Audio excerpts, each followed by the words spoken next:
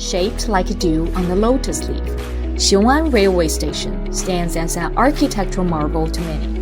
The design concept of the station is uniquely in line with the water culture in the region.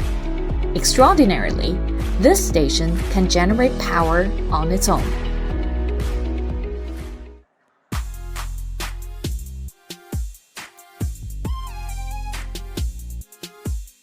The station's roof is more than just a decoration.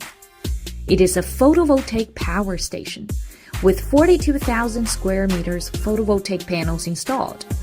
It can generate 5.8 million kilowatt hours of power on average annually.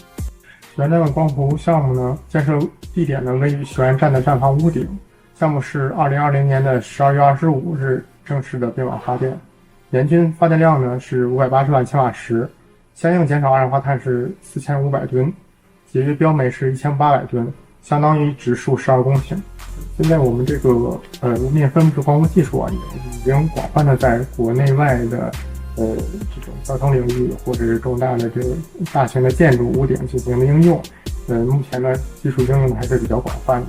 我们的光伏项目也是为了给我们高铁站提供这个绿色电力，助力咱们雄安这个双碳目标的实现。